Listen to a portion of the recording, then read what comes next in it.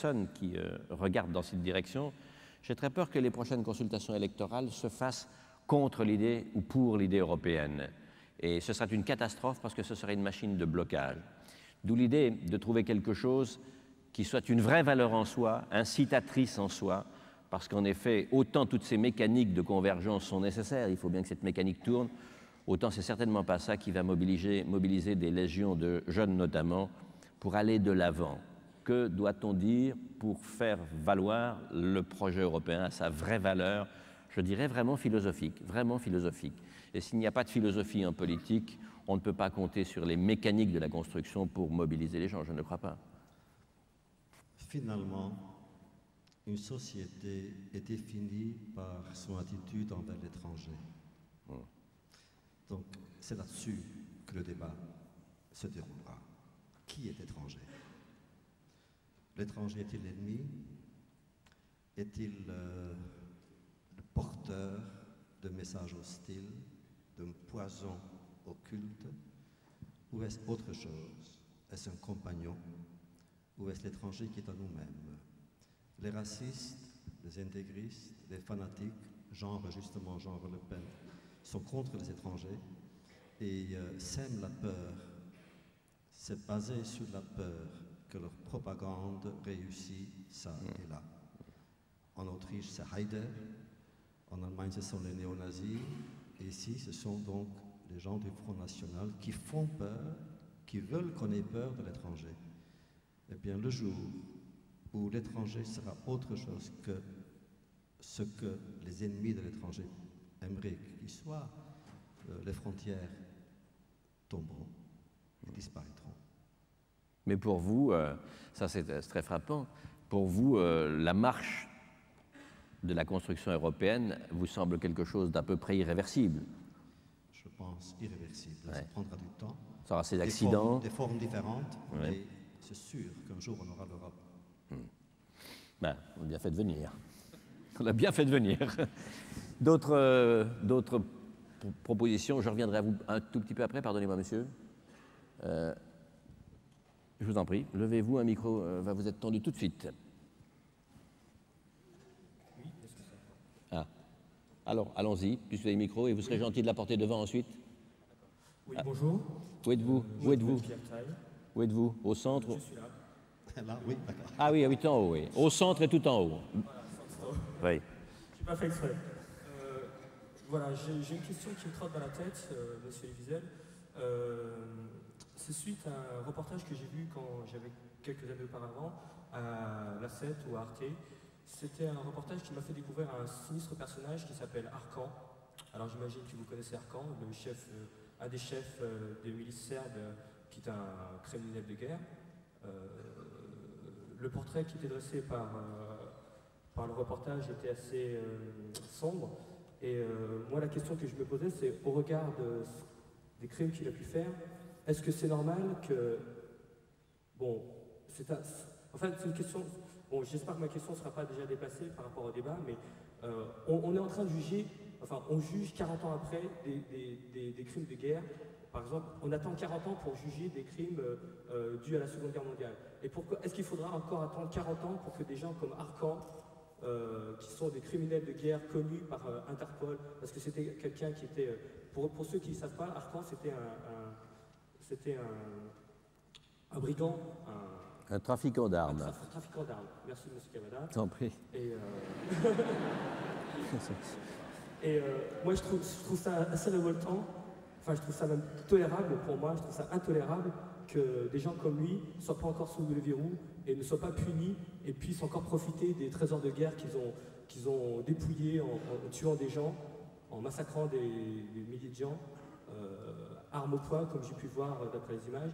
Est-ce que, à votre avis, est-ce que vous ne trouvez pas que l'histoire est un peu lente pour punir ces gens-là et qu'est-ce qu'il faudrait faire?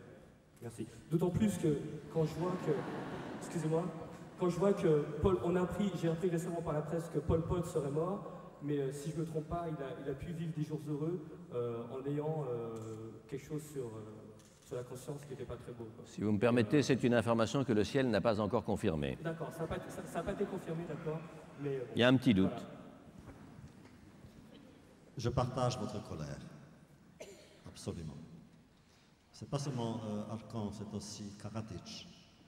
Or, vous savez que ces deux hommes et d'autres hommes figurent sur une liste de criminels, pas seulement de guerre, mais des coupables de crimes contre, ou accusés de crimes contre l'humanité.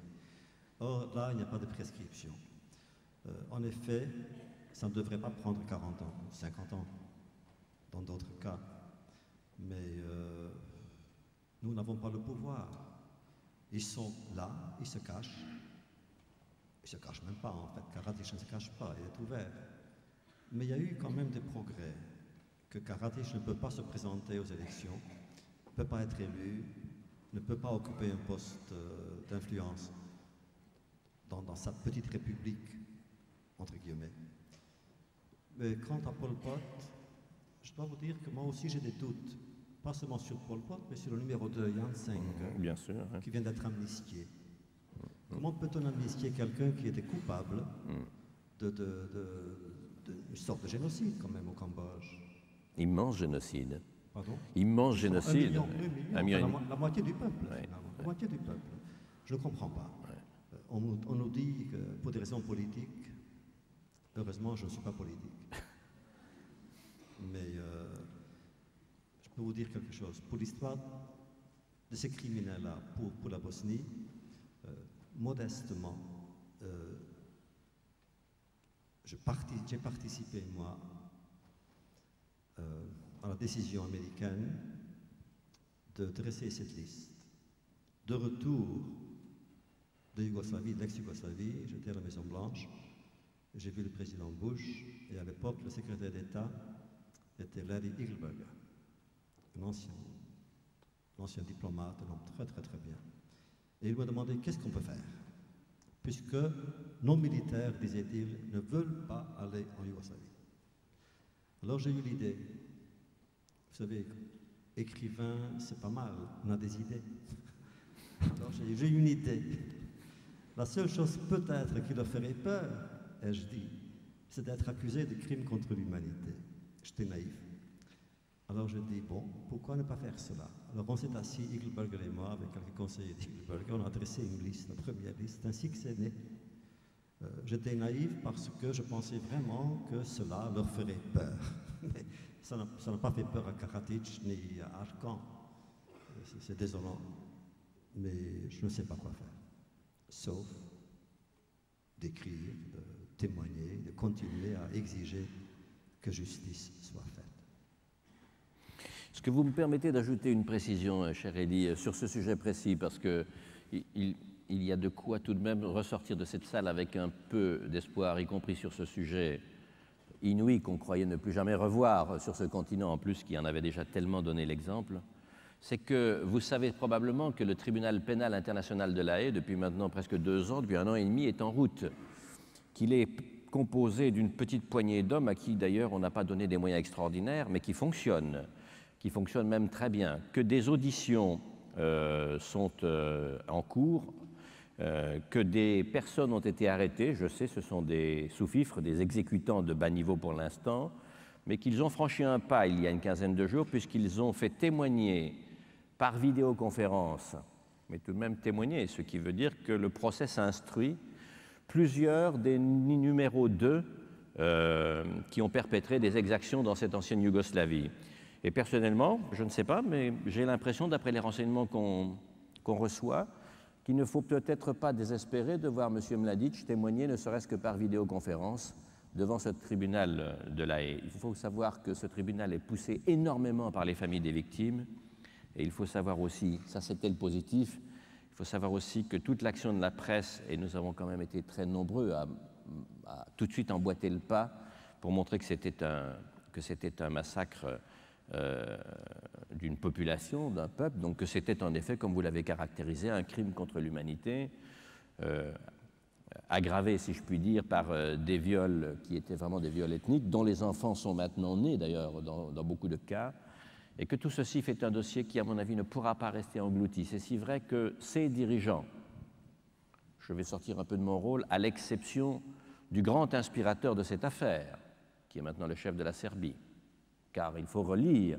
et réécouter les discours des années 89 et 90 et 91 de ces hommes pour voir la dose de haine qu'ils ont répandue sur le pays.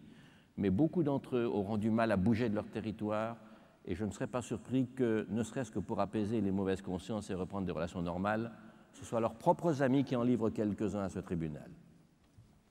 Amen.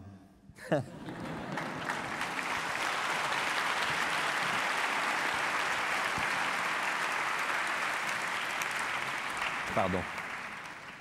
Michel Fargeon, je voudrais savoir, Monsieur Wiesel, vous qui avez eu une enfance juive, spirituelle, profondément spirituelle, et ceci, je vous le dis sans aucune plaisanterie, quels sont les rapports que vous pouvez avoir actuellement avec Dieu, et surtout sachant naturellement le terrible destin qu'a été le vôtre et ceux d'autres personnes aussi.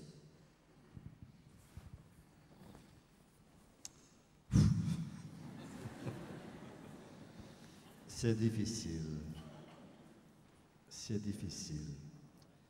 C'est difficile parce que, vous savez, Kafka, que j'aime beaucoup et que j'adore citer, disait « On ne peut pas parler de Dieu, on peut peut-être parler à Dieu. » Donc, comment vous dire? En effet, quand j'étais enfant, Dieu avait dominé mon univers.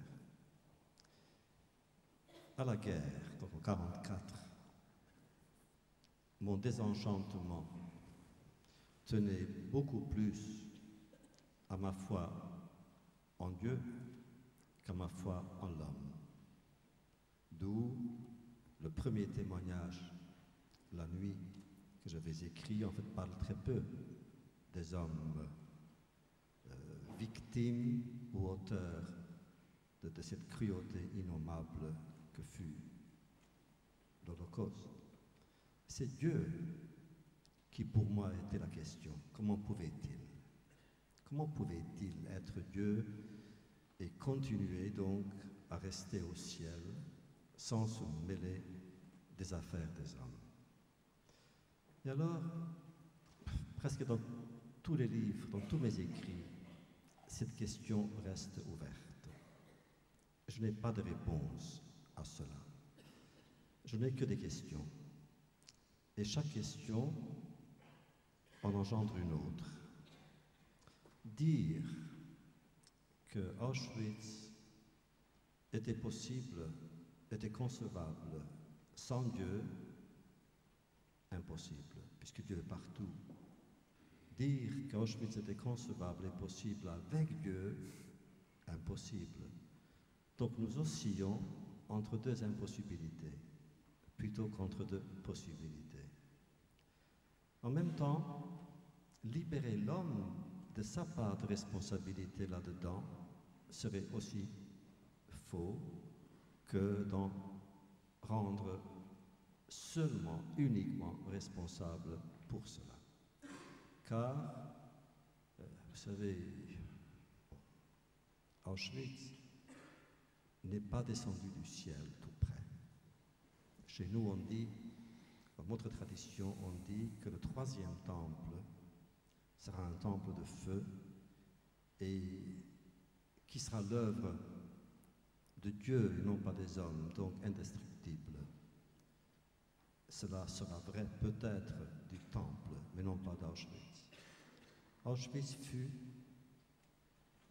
une conception, une œuvre, une réalisation, une ambition des êtres humains. Ce sont des hommes qui ont construit cela contre d'autres hommes, surtout contre les Juifs, et d'autres qui ne le sont pas ou qui ne l'étaient pas. Donc on se trouve là acculé à un mystère effrayant. Donc, que puis-je dire à Dieu? Je continue à l'interroger et parfois à protester. Vous savez, je n'ai jamais perdu foi en Dieu.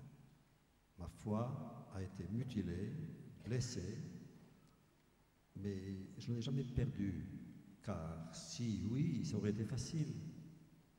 C'est parce que je crois en Dieu que j'ai des problèmes. Si je n'y croyais pas, il n'y aurait pas de problème.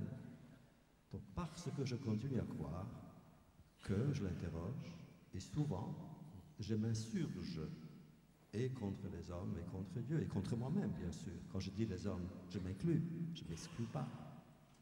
Oh, tout ça pour vous dire que Kafka avait raison.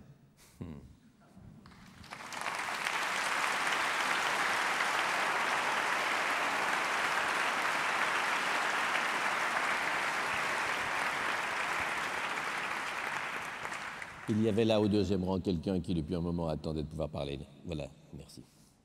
Et après nous irons là-bas, bien sûr. Bonjour Monsieur Wiesel, je m'appelle David Vrobel et ma question est la suivante. Je voudrais parler un peu d'Israël. Vous avez dit tout à l'heure que les fanatiques ne changent pas. Et lorsque je regarde les actes qu'a commis Yasser Arafat quand il faisait partie de l'OLP dans sa soi-disant lutte contre l'occupant israélien, j'ai tendance à le considérer comme un fanatique. Donc maintenant, je me demande si la paix qu'il a signée avec Israël n'est pas une paix contrainte, car j'ai toujours l'impression qu'avant de construire un État palestinien, il voulait détruire l'État d'Israël. Donc, ma question est la suivante, est-ce qu'une paix signée sous la contrainte est une paix valable? Et est-ce que Israël, en signant une telle paix, en faisant des concessions, des sacrifices, cela ne constitue-t-il pas un risque encore plus grand pour la survie de l'État d'Israël?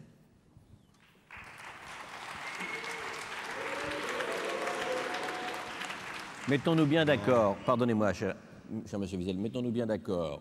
Le plaisir d'être dans cette salle, me semble-t-il, consiste d'abord à écouter les autres. Et puisque c'est samedi soir, voulez-vous que nous fassions une règle du jeu?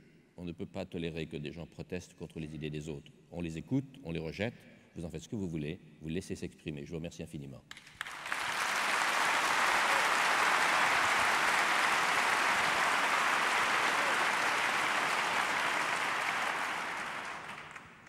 D'autant plus que votre question, c'est une question. Et comme question, bien sûr qu'elle est valable. En Israël, on se pose cette question, mais en Israël, on répond. Le peuple a répondu. Et le peuple, je suis convaincu, j'ai vu les sondages, les derniers sondages. Le peuple est pour cette tentative noble de paix. Arafat lui-même, vous savez, je ne suis pas Dieu. Je ne peux pas lire dans les pensées, dans les intentions d'Arafat. Il faut que je me fie à ce qu'il dit, à ce qu'il fait. Pendant très longtemps, comme vous, je pensais qu'Arafat voulait, non pas la destruction parce qu'il ne pouvait pas, mais en tout cas, il voulait autre chose que le bien d'Israël. Donc j'étais contre la visite d'Arafat à l'Élysée au temps de Mitterrand. À l'époque, je m'insurgeais contre, je disais que c'est prématuré, que Mitterrand, en tant que président de la République, aurait dû faire autre chose en le faisant inviter par le Premier ministre, les Affaires étrangères, mais non pas lui-même. Maintenant, quand je vois dans la presse que Arafat est invité par Ezer Weizmann, le président de la République d'Israël, je dis que c'est bien. Est-ce à dire qu'il a changé? Je veux bien croire que oui. Parce que Arafat est un homme, il dirige le destin de son peuple, et je pense que lui, il veut le bien de son peuple. Et lui aussi donc a compris, sous contrainte peut-être, mais je préfère une guerre, je préfère une paix de contrainte qu'à une guerre libre. Je ne crois pas à la guerre. Il n'y a pas de substitut à la paix. La guerre est toujours une réponse quand il n'y a pas d'autre réponse, et c'est toujours la mauvaise réponse. Donc permettez aux croyants que je suis d'espérer.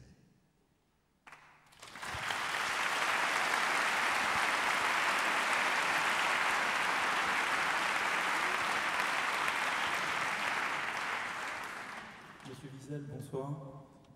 Vous ne me connaissez pas. Sur la brave. Je suis étudiant en philosophie dans cette maison. Vous ne me connaissez pas et pourtant vous connaissez mes grands-parents. Vous les connaissez parce que vous les avez rencontrés dans le camp de concentration auquel vous êtes passé et à travers lequel vous avez survécu.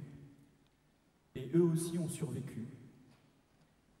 Et depuis ma plus tendre enfance, ils m'ont bercé dans un optimisme que je reconnais en vous. Alors, puisque vous avez franchi les mêmes obstacles, eh bien, j'ai une question d'ordre personnel à poser, non pas à l'écrivain, mais à l'homme. Je ne pense pas qu'on puisse les dissocier. Cette question est la suivante. Votre optimisme, Monsieur Wiesel, est-ce que c'est un optimisme libre, naturel, ou bien cet optimisme, est-ce qu'en réalité, c'est un petit peu comme un ensemble de forces qui résiste à un pessimisme immanent, tacite et d'autant plus présent? Je terminerai simplement par cette phrase qui est la vôtre. Être un lutteur, c'est-à-dire quelqu'un qui se bat pour et non pas contre. Est-ce que vous pouvez m'expliquer cette phrase que mes grands-parents n'ont eu de cesse de me répéter?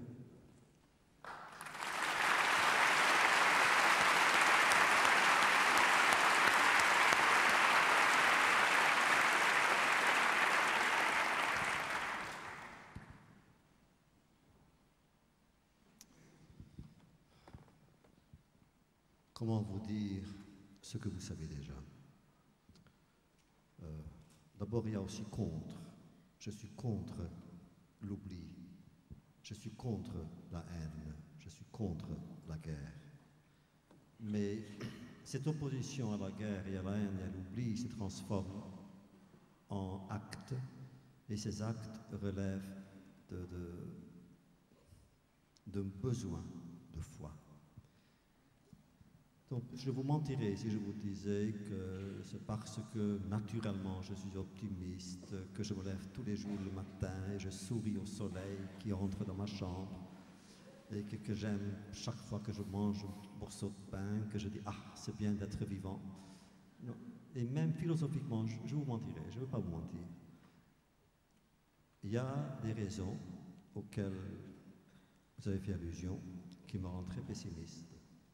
Je pense que l'être humain est capable de tout. Donc, du bien, mais aussi du mal.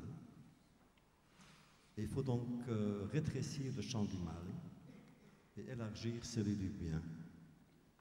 Et il nous incombe de choisir. Nous pouvons choisir. Pour vous dire toute la vérité, je vous le dois parce que vous avez évoqué vos grands-parents.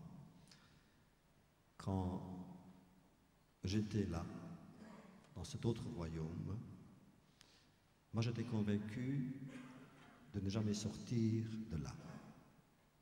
J'étais absolument convaincu que jamais je survivrais. J'étais toujours très peureux, très faible, sans initiative, sans volonté de me montrer ou de faire quoi que ce soit. Et moi, j'étais convaincu que c'était la fin du peuple juif aussi.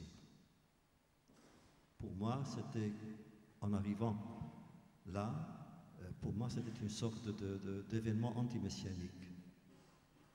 Il y avait un rassemblement d'exilés de partout. Il y avait des gens qui parlaient toutes les langues, pratiquaient toutes les professions,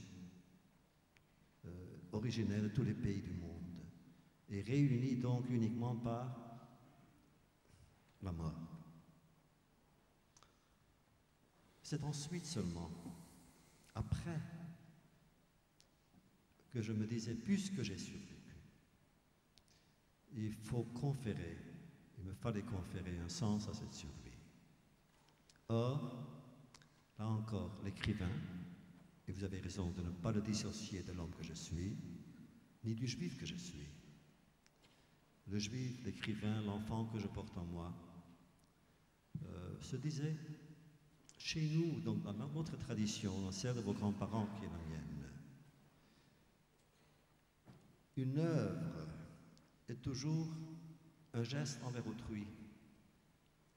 Je ne suis pas seul dans ce monde. Dieu seul est seul. Les êtres humains ne sont pas seuls. Nous devons vivre donc avec, donc pour quelqu'un d'autre. J'ai une famille, j'ai une femme que j'aime, j'ai un enfant, nous avons un enfant que nous aimons. Et à travers notre enfant, c'est tous les enfants que je vois. C'est pourquoi tous mes engagements dans le domaine des droits de l'homme avaient toujours pour origine un visage d'enfant. Quand j'ai vu un visage d'enfant une fois sur l'écran, un enfant affamé du Biafra, il a fallu que je fasse quelque chose. Qu'est-ce que je pouvais faire?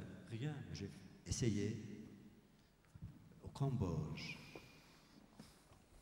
justement en Bosnie, au Rwanda, enfin, je suis toujours un enfant. Car l'enfant, c'est le maillon fort et le maillon faible.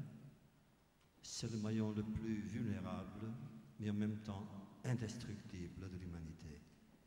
Et ce n'est pas par hasard que l'ennemi du peuple juif, qui est aussi l'ennemi de l'humanité, s'est attaqué aux enfants. Et alors, nous devons dire non à l'ennemi en faisant confiance à l'enfant. Donc, je suis optimiste. Est-ce que j'ai le choix?